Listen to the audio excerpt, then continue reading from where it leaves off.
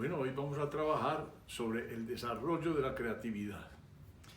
La física cuántica afirma que todos nosotros a cada paso estamos creando nuestra realidad. En ese sentido, todos somos creadores. Pero yo me voy a referir en este video es más que todo a la capacidad de construir, diseñar y hacer aparecer algo complejo, nuevo, como decir una nueva pintura, una nueva escultura, un nuevo motor, un nuevo robot, cualquier construcción, digámoslo, compleja que aparezca y que requiera un diseño previo que se construye en la mente antes de ser realizado. Esa creatividad de que hablo, la creatividad de lo complejo, corre paralela al desarrollo de la diferenciación perceptiva. Por ejemplo, en mi caso, yo trabajé muchos años con una preferencia, digamos, que tenía en segundo lugar, que era la kinestesia. Para mí era muy, muy importante los olores, los sabores, el tacto, bueno. Pero con el tiempo y con el trabajo sobre la música me fue cambiando el orden y llegué a tener como segunda clave, digamos, de importancia perceptiva, lo acústico. Ahora bien, lo acústico se puede desarrollar de tal manera que incluso puede agudizarse mucho la gama perceptiva. Yo, por ejemplo, en un examen de oído di extraordinariamente bien, casi que la señora me decía, la fonoaudióloga que me hizo el examen me decía, usted oye lo que quiera oír, porque tanto hacia arriba como hacia abajo tiene una capacidad de detección muy clara. Pero una cosa es aumentar y tener muchos matices y mucha familiaridad, y otra cosa es ser capaz, por ejemplo, de crear música, de tener una experiencia básica, convertirla o mejor dicho, traducirla y expresarla en verso, y a esos versos agregarle una melodía y un ritmo y hacer una canción nueva. O sea, no es suficiente el desarrollo y la diferenciación perceptiva, corre paralela y tal vez sea absolutamente necesaria como condición para la creatividad, pero no es suficiente. Hay que salir de una, digámoslo así, de una dimensión de conformismo, de confort, y esforzarse por superarse y por encontrar nuevas, por ejemplo en este caso, expresiones musicales.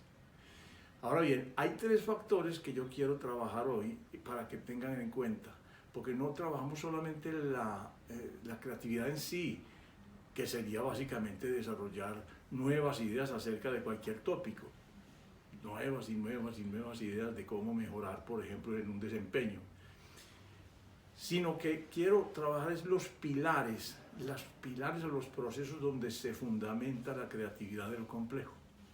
Esos pilares son tres. El primero es el pensamiento por imágenes.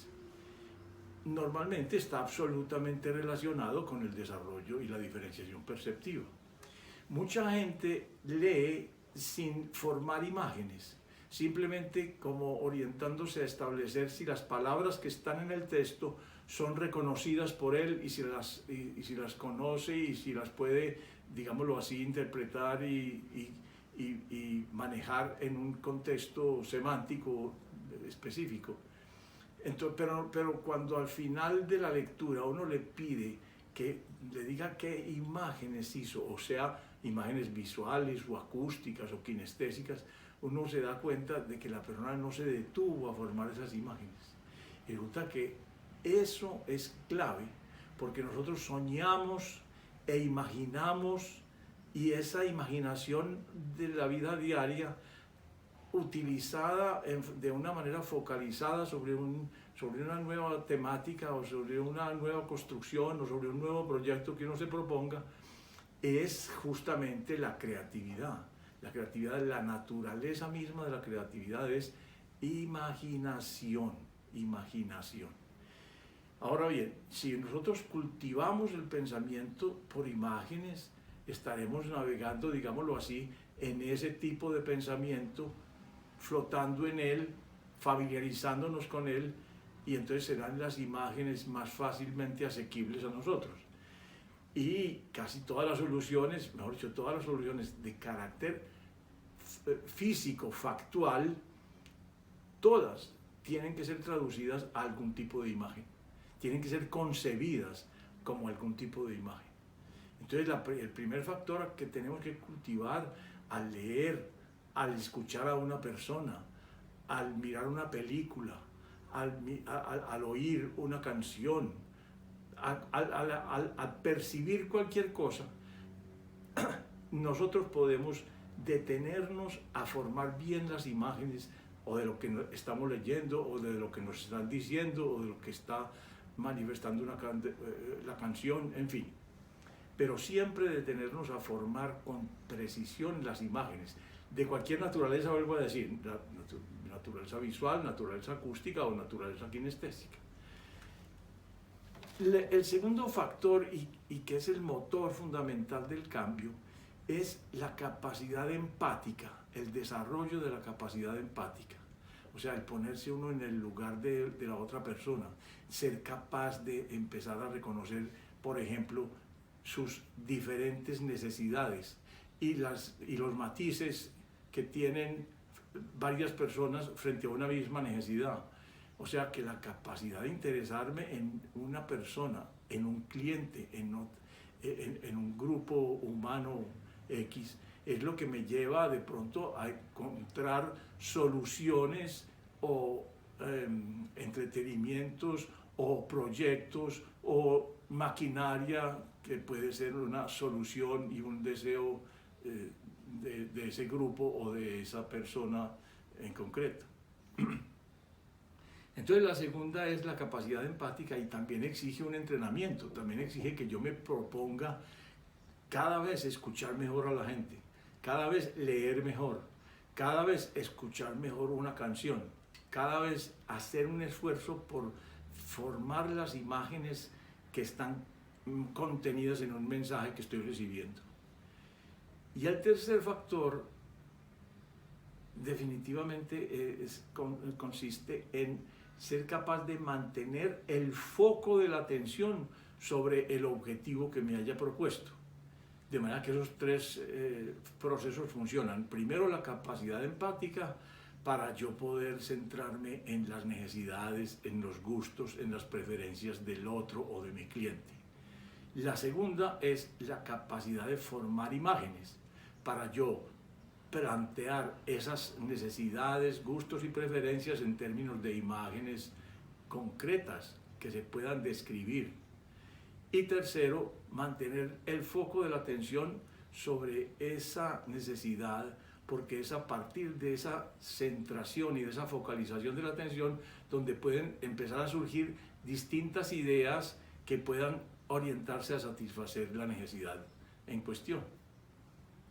Nosotros en general podemos cultivar las tres, pero quiero referirme a la última porque la última es supremamente delicada para construir, porque normalmente la gente no se esfuerza por digámoslo, mantener sus objetivos y mantener la memoria de lo que pretende hacer.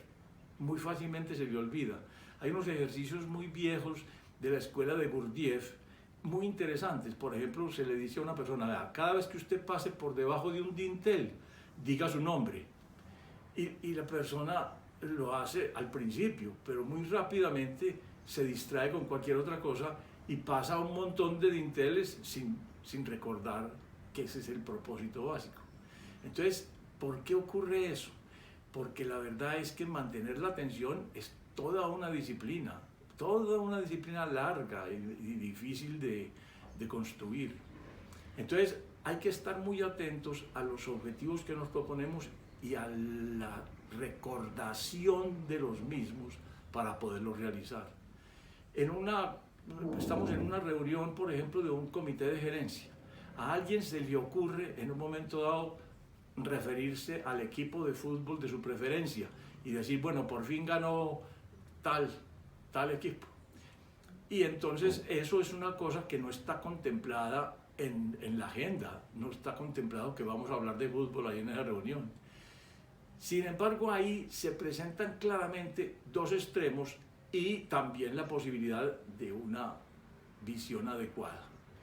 El primer extremo es que hay gente que se impone a sí misma una rigidez perceptiva excluyente, como por ejemplo alguien que dice, no, aquí no vinimos a hablar de fútbol, aquí vinimos a centrarnos en la producción de este mes. Entonces, eso es una posición de rigidez excluyente, que es uno de los extremos.